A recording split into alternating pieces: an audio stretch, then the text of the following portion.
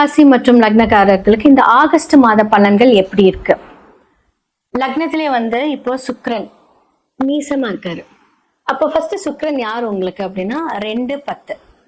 அப்ப கன்னி லக்னக்காரர்கள் இந்த மாதத்தில் தொழில் தொடங்கலாமா, இல்ல ஆல்ரெடி நான் வந்து ஒரு தொழில் செஞ்சுட்டு இருக்கேன், நான் அப்கிரேட் பண்ணலாமா? சுக்கிரன் வந்து ஃபர்ஸ்ட் ஆஃப் ஆல் யாரை குறிக்கும்? ஆர்ட் ஒர்க் பண்றது, மீடியா ரிலேட்டட். அடுத்ததான் வந்து உங்களுக்கு வருமான ஸ்தானம், தொழில்காரகர், இப்படி சொல்லிட்டே போலாம். அப்போ உங்களுடைய பாதகாதிபதியான வீட்டுல வந்து பாத்தீங்கன்னா சனி வக்ரமா இருக்காரு. 5-6 வக்ரமா இருக்காரு 7ஆம் இடத்துல.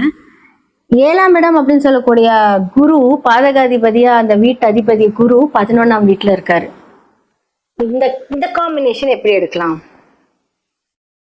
அப்போ 5-6 வந்து பாத்தீங்க அப்படின்னா வக்ரமா இருக்காரு. அப்போ உங்க பிளானிங்ல சில தடங்கள், ஏன்னா சனி பகவான் வக்ரமாக இருந்தாலுமே சமசப்தம பார்வையா வந்து உங்களுடைய லக்னத்தை பாக்குறாரு. ஆல்ரெடி வந்து 2 அங்க நீசமாவும் இருக்காரு, 10 நீசமா இருக்காரு. அப்ப என்ன ஆகும் அப்படின்னா தொழில் இந்த காலகட்டத்துல நமக்கு கை கொடுக்குமா அப்படின்னு கேட்டா நோ. அப்போ வந்து ஆண்களாக இருந்தால் பெண்கள் அப்படின்னு சொல்லக்கூடிய சுக்கிரன் வந்து மனைவி ஸ்தானத்தை கொடுக்கும். அப்போ மனைவிக்கு ஏதாவது வந்து தேவையில்லாத ஒரு செலவு, அவங்க கூட சண்டை போட்டீங்க அப்படின்னா பிரிந்து செல்லக்கூடிய வாய்ப்பு, இது எல்லாமே இருக்கும். ஸோ 3-8 செவ்வாய் வந்து உங்களுடைய மிதுன வீட்டுல, அதாவது என்ன அப்படின்னா உங்களுடைய இன்னொரு வீடு அப்படின்னு சொல்லக்கூடிய மிதுன வீட்டுல இருக்காங்க 11ஆம் வீட்டுல. அப்போ என்ன அப்படின்னா இதெல்லாமே நீங்க பாத்துக்கோங்க. அப்ப புதன் வந்து உங்களுக்கு 10ஆம் வீட்டுல, 11ஆம் வீட்டுல வந்து புதன் இருக்காரு. அப்ப 12ஆம் இடத்துல கேது இருக்கு. சோ இது எப்படி நம்ம எடுத்துக்கலாம்? எல்லாமே வந்து பாத்தீங்க அப்படின்னா தொழிலாக இருக்கட்டும், உங்களுடைய தாய் தந்தையரா இருக்கட்டும், அதிர்ஷ்டமாக இருக்கட்டும், இந்த மாதத்துல கொஞ்சம் கம்மியா தான் வேலை செய்யும்.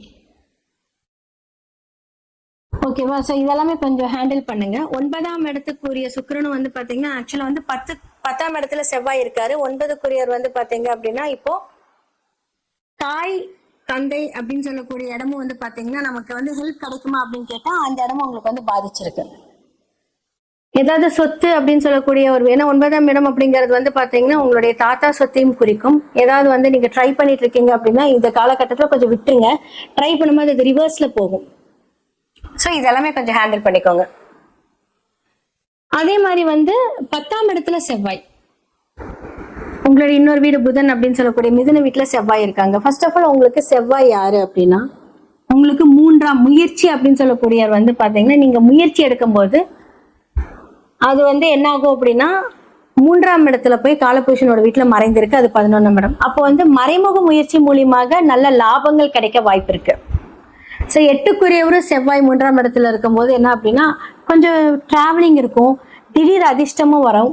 ஸோ டைரக்டா உங்களோட ஃபேஸ் ஆன் ஃபேஸ்ல நீங்க எதுவும் பண்ணாதீங்க. ஸோ கன்னிராசிக்காரங்க இந்த காலகட்டத்துல வந்து நான் எப்படி கொடுப்பேன் அப்படின்னா 50-50 தான் கொடுப்பேன். 50% நல்லது நடக்கும், 50% வந்து சுப காரியங்கள் நடக்க விடாம தடை பண்ணும். காதல், கல்யாணம், திருமண வாழ்க்கை இந்த காலகட்டத்துல ஏற்படுத்திக்கலாமான்னு கேட்டா வேண்டாம்.